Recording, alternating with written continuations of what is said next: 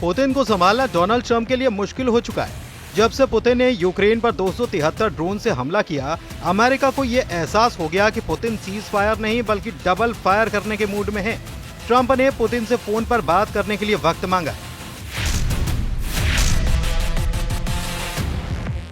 जब पूरी दुनिया भारत और पाकिस्तान के बीच लड़ाई और इस दौरान रावलपिंडी से लेकर लाहौर और भोलारी से बहावलपुर में हुई तबाही की तस्वीरें देख रही थी, तब दुनिया के एक और कोने में कोहराम ने पूरे यूरोप को झकझोर कर रख दिया।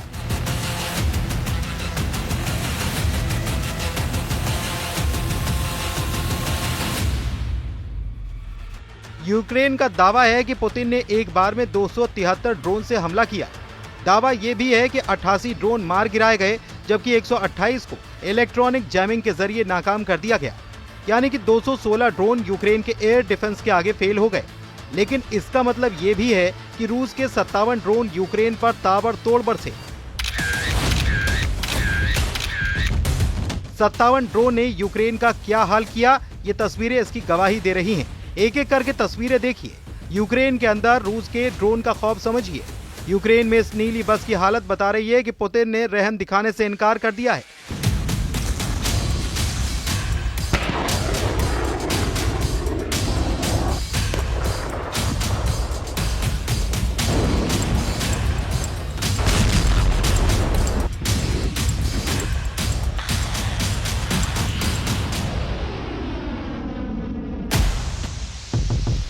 यूक्रेन का दावा है कि रूस ने ड्रोन से इस बस के परखच्चे उड़ा दिए।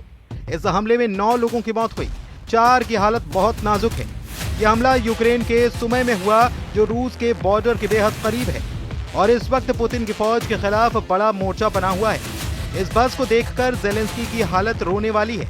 इस हमले ने उनको बुरी तरह से हिलाकर रख दिया है। जेलेंस्की ने कहा है कि रूस पर और प्रतिबंध लगने चाहिए, क्योंकि पुतिन आम लोगों की जान लेने पर आमादा है। यूक्रेन पर 273 ड्रोन से हमला उस वक्त हुआ जब डोनाल्ड ट्रंप तुर्की से गुड न्यूज सुनने का इंतजार कर रहे थे। 16 मई 2025 शुक्रवार को तुर्की में रूस और यूक्रेन के बीच बातचीत हुई। बातचीत 2 घंटे तक चली।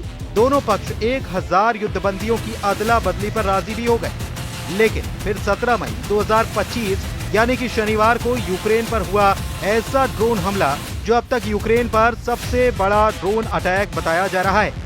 यूक्रेन पर 273 ड्रोन दागे गए। इस हमले के बाद पुतिन का बहुत ही खतरनाक बयान सामने आया, जिसे देखकर यूक्रेन से लेकर नेटो और ट्रंप की पूरी सरकार हिल जानी है। रूस के राष्ट्रपति व्लादिमीर पुतिन का कहना है कि जिसकी शुरुआत साल 2022 में की गई, उसे अंजाम तक पहुंचाने के लिए हमारे पास पूरी ताकत और सभी जरिए हैं। इस ऑपरेशन के लिए जो वजहें थी वो खत्म कर दी जाएंगी और रूस के लिए सुरक्षा सुनिश्चित की जाएगी।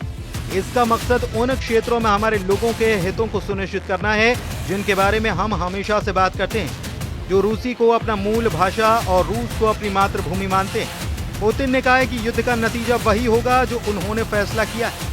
रूस के राष्ट्रपति ने दावा किया कि युद्ध लड़ने के लिए उनके पास कोई कमी नहीं है। पुतिन ने कहा कि इस युद्ध में वो हर चीज मिटा दी जाएगी जिसकी वजह से युद्ध करना पड़ा। पुतिन ने यह भी कहा कि इस युद्ध के बाद रूस की सुरक्षा सुनिश्चित हो जाएगी। पुतिन के इंटरव्यू के दौरान उनको करीब से जरा देखिए।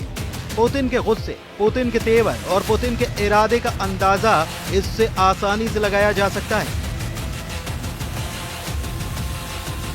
सवाल है कि तुर्की में जिस बातचीत की उम्मीद थी वो एर्दोआन की जमीन पर बनते बनते बिगड़ कैसे गई? क्या तुर्की यूक्रेन और रूस के युद्ध में गेम चेंजर से ज्यादा गेम ब्रेकर तो नहीं बन गया? ऐसा क्या हुआ कि पुतिन ने चंद घंटों बाद 273 ड्रोन से यूक्रेन पर अटैक करा दिया? उधर तुर्की के राष्ट्रपति रेजिब एर्दोआन ने दावा किया कि हम अपने सभी साझेदारों के समर्थन पर भरोसा करते हैं जो यूक्रेन और रूस के बीच बातचीत के रास्ते खुले रखने के लिए यहाँ पर मौजूद हैं। रूस ने जब यूक्रेन पर अटैक किया उसके बाद ये तबाही हुई। कीव और डोनेत्स्क के इलाके में हुए हमले के बाद अंदाजा लगाया जा सकता है कि पुतिन कितने ज्यादा गुस्से में हैं। इससे पहले फरवरी 2025 में रूस ने 267 ड्रोन से बहुत बड़ा हमला किया था और अब मई 2025 के महीने में वो रिकॉर्ड भी टूट गया। रूस और यूक्रेन के बीच तुर्की के इस्तांबुल में शुक्रवार को जब बातचीत हुई तब वो मीटिंग 2 घंटे तक चली। फिर आखिर चंद घंटों में ऐसा क्या हो गया कि पुतिन ने फैसला कर लिया कि वो बैकफुट पर नहीं बल्कि फ्रंट फुट पर युद्ध करेंगे। जंग के बीच यूक्रेन के विदेश मंत्रालय के प्रवक्ता ने दावा किया कि रूस की तरफ से ऐसी कई बातें कही गई हैं जिन्हें हम नहीं मानते। रूस के साथ बातचीत का हमारा लंबा अनुभव है। 2014 से अब तक कई दौर की बातचीत हुई है। यूक्रेन अच्छी तरह से जानता है कि रूस की बातों को कैसे संभालना है। यूक्रेन के प्रतिनिधिमंडल ने इसे शांत तरीके से संभाला, अपना रुख साफ किया, जिस पर हम लगातार कायम हैं। यूक्रेन ने मीटिंग के बाद बताया कि रूस की सभी मांग मंजूर नहीं की जा सकती। यूक्रेन ने कहा है कि रूस के साथ बातचीत का लंबा तजुर्बा है, यानी यूक्रेन ये बताना चाहता है कि पुतिन के साथ डील का मतलब है कड़वा अनुभव। डोनेत्स्क में यूक्रेन के एक मिलिट्री अड्डे से ये रिपोर्ट जरा देखिए। यहाँ पर एक फार्म हाउस में यूक्रेन के एयर डिफेंस ऑपरेट करने वाली यूनिट रहती है। रूस से जब भी ड्रोन आते हैं तो वो डोनेत्स्क के इलाकों के ऊपर से निकलते हैं और यहाँ भी टारगेट करते हैं। यहाँ यूक्रेन के सैनिकों को उम्मीद नहीं है कि रूस से बातचीत में कुछ निकल पाएगा। मुमकिन है पुतिन तुर्की में ज़ेलेंस्की की टीम से हुई बातचीत को लेकर ज्यादा उम्मीद नहीं रखते। पुतिन को पता चल चुका है कि ज़ेलेंस्की की तरफ से कुछ ऐसा कदम उठाया जाने वाला है जो इस युद्ध को खत्म करने की बजाय बढ़ा देगा। इसकी एक बड़ी वजह यूरोप के देश हैं जो लगातार ज़ेलेंस्की के साथ खड़े होने की बात करते हैं, जबकि अमेरिकी राष्ट्रपति डोनाल्ड ट्रंप ने कहा है कि वो युद्ध को खत्म होते हुए देखना चाहते हैं। डोनाल्ड ट्रंप ने कहा है कि वो पुतिन से फोन पर बात करेंगे, साथ में ज़ेलेंस्की और नेटो देशों से बात करेंगे। क्या ये ट्रंप की आखिरी कोशिश होगी, क्योंकि अब तक वो यूक्रेन और रूस के बीच सीज फायर में पूरी तरह से फेल साबित हुए हैं। ट्रंप का दावा है कि वो यूक्रेन में इस बार बहुत भयंकर तबाही वाले युद्ध को खत्म करके ही दम लेंगे, लेकिन अब इस आग ने साबित कर दिया है कि पुतिन ऐसे लीडर नहीं जो ट्रंप के काबू में आ जाए। पुतिन इतने कमजोर नहीं कि वो ऐसी डील पर राजी हो जाएं जिसका फायदा उनके दुश्मन यूक्रेन को हो जाए। इसलिए 273 ड्रोन वाले अटैक में एक एक कर जब यूक्रेन की तरफ ड्रोन उड़े तो वो पुतिन के इरादों वाला मैसेज लेकर यूक्रेन पर कहर बनकर टूटे। रूस के हमलों की वजह से राजधानी कीव में रात भर सायरन बजते रहे। लोग शेल्टर में जाने के लिए मजबूर हो गए क्योंकि पुतिन के ड्रोन बहुत भयंकर तबाही मचा रहे हैं। एक तरफ ट्रंप यूक्रेन को रोकने की कोशिश कर रहे हैं तो दूसरी तरफ यूरोप के देश कह रहे हैं कि जंग लड़ो, हम तुम्हारे साथ हैं। इसलिए जब यूरोप साथ खड़ा है तो यूक्रेन की हिम्मत बढ़ जाती है। लेकिन फिर ट्रंप की तरफ से ऐसा बयान आता है कि यूक्रेन की फौज खुद को बहुत ही पस्त महसूस करती है। ज़ेलेंस्की भी जानते हैं कि ट्रंप बार बार उनको मायूस कर रहे हैं। पुतिन ने एक तरह से ज़ेलेंस्की के उस हमले का बदला लिया है जो अप्रैल महीने में ज़ेलेंस्की ने किया था। तब 15 अप्रैल को कुर्स्क में यूक्रेन के कई ड्रोन घुसे और एक के बाद एक अपने टारगेट से टकराने लगे। बिल्डिंगें जली, गाड़ियां भी जली। कुर्स्क में आम लोगों पर ऐसा हमला देखकर पुतिन लगातार बहुत गुस्से में रहे। तब रूस के रक्षा मंत्रालय ने दावा किया कि ज़ेलेंस्की ने हमले में करीब 150 ड्रोन से हमला किया। इसमें 109 ड्रोन गिरा दिए गए, लेकिन कई कुर्स्क को टारगेट बनाने में कामयाब रहे।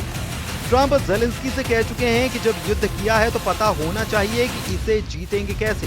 ट्रंप ने ज़ेलेंस्की से कहा था कि कोई भी अपने से 20 गुना ज्यादा ताकतवर देश से नहीं लड़ता और फिर ये उम्मीद भी करता है उन्हें मिसाइल सप्लाई करेंगे। ट्रंप ने कहा कि ये एक ऐसा युद्ध है जिसे कभी शुरू नहीं होने दिया जाना चाहिए था। बाइडेन इसे रोक सकते थे और ज़ेलेंस्की भी इसे रोक सकते थे। पुतिन को भी इसे कभी शुरू नहीं करना चाहिए था। इस मामले में सब दोषी हैं। दिखाने को यूक्रेन का युद्ध ट्रंप कंट्रोल कर रहे हैं, लेकिन असलियत यह है कि पुतिन की मर्जी के बगैर यूक्रेन का पत्ता भी नहीं हिल रहा। न ही अमेरिका की यूक्रेन नीति बदल रही है। इसीलिए अब सबकी नजर ट्रंप और पुतिन की होने वाली बातचीत पर टिक गई है।